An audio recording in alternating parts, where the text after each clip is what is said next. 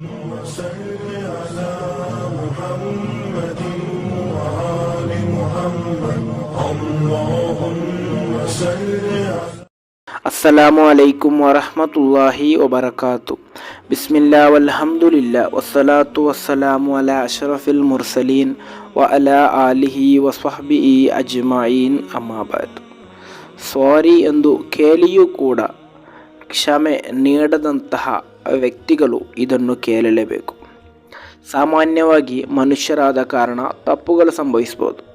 ಆ ತಪ್ಪಿನ ಬಗ್ಗೆ ಪಶ್ಚಾತ್ತಾಪ ಉಂಟಾಗಿ ಸಾರಿ ಎಂದು ಕೇಳಿಯೂ ಕೂಡ ಅಥವಾ ಆ ತಪ್ಪಿನ ಬಗ್ಗೆ ಇರುವಂತಹ ಕಾರಣಗಳನ್ನು ತಿಳಿಸಿಯೂ ಕೂಡ ಯಾವುದೇ ರೀತಿಯಾದಂತಹ ಕ್ಷಮೆ ನೀಡಲು ತಯಾರಿಲ್ಲದಂತಹ ವ್ಯಕ್ತಿಗಳು ನಮ್ಮ ನಡುವೆ ಇರ್ತಾರೆ. ಹಾಗಾದರೆ ಅಂತಹ ವ್ಯಕ್ತಿಗಳು ಈ ಒಂದು ಹದೀಸನ್ನು ಕೇಳಲೇಬೇಕು. ಇಮಾಮ್ ಇಬ್ನು ಮಾಜಾ ರಲಿಯಲ್ಲಾಹು ಅನ್ಹು ರವರು ವರದಿ ಮಾಡಿದಂತಹ ಹದೀಸ್ ಜೂದಾನ್ ರಲಿಯಲ್ಲಾಹು ಅನ್ಹು ರವರಿಂದ ನಿವೇದನೆ.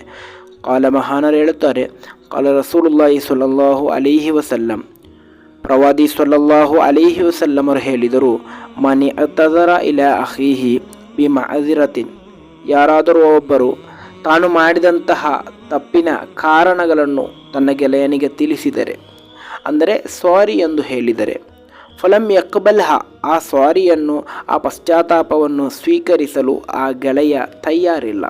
ಆ ರೀತಿಯಾದರೆ ಕಾನ ಅಲೈಹಿ ಮಿಸಿಲ ಖತೀಅತಿ ಸ್ವಾಹಿಬಿಲ್ ಮಕಸಿ, ಸುಂಕ ಪಡೆಯುವಂತಹ ವ್ಯಕ್ತಿಗೆ ಇರುವಂತಹ ಶಿಕ್ಷೆ ಆ ವ್ಯಕ್ತಿಗೆ ಸಿಗಲಿದೆ ಎಂದು.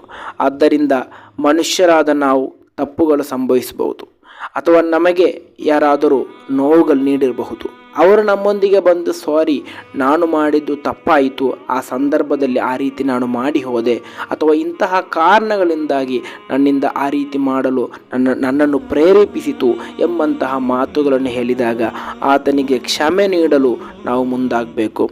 ಅದೇ ನಮಗೆ ಕ್ಷಮೆ ನೀಡಲು ಮನಸ್ಸು ಬರ್ತಿಲ್ಲ ಎಂದಿದ್ದರೆ ಖಂಡಿತವಾಗಿಯೂ ನಾವು ಒಂದು ಮಹಾ ಪಾಪ ನಮ್ಮ ಮೇಲೆ ಸಂಭವಿಸಲಿದೆ.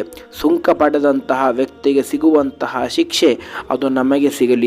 ಆದ್ದರಿಂದ ಸುಮ್ಮನೆ ಅಂತಹ ಶಿಕ್ಷೆಗೆ ನಾವು ಗುರಿಯಾಗದಿರಬೇಕು. ಅದಕ್ಕೆ ನಾವು ಮಾಡಬೇಕಾದದ್ದು, ನಮಗೆ ಎಷ್ಟೇ ನೋವು ನೀಡಿದರು, ನಮಗೆಷ್ಟೇ ತೊಂದರೆ ನೀಡಿದರು, ಅಂತಹ ವ್ಯಕ್ತಿಗಳು ನಮ್ಮೊಂದಿಗೆ ಒಂದು ಪಾಪ ಮೋಚನೆಯನ್ನು, ಆ ಒಂದು ಮಾಡಿದಂತಹ ತಪ್ಪಿಗಿರುವಂತಹ ಪಶ್ಚಾತ್ತಾಪವನ್ನು ಬೇಡಿದರೆ ನಾವು ಆತನಿಗೆ ಕ್ಷಮೆ ನೀಡಬೇಕು. ಆತನು ನಮ್ಮ ಎಷ್ಟೇ ದೊಡ್ಡ ಶತ್ರುವಾದರೂ ಸರಿ, ಆತನಿಗೆ ನಾವು ಕ್ಷಮೆ ನೀಡುವಂತಹ ಮನಸ್ಸು ನಮಗೆ ಬೇಕು. ಅಲ್ಲಾಹ ನೀಡಿ ಅನುಗ್ರಹಿಸಲಿ. ನಮ್ಮ ಕಾರಣದಿಂದಾಗಿ ಯಾರಿಗೂ ನೋವಾಗದಂತೆ ಜೀವಿಸಲು ಅಲ್ಲಾಹ ನಮಗೆ ತೌಫೀಕ್ ನೀಡಿ ಅನುಗ್ರಹಿಸಲಿ. ಅಸ್ಸಲಾಮು ಅಲೈಕುಂ ವರಹಮತುಲ್ಲಾಹಿ ವಬರಕಾತು.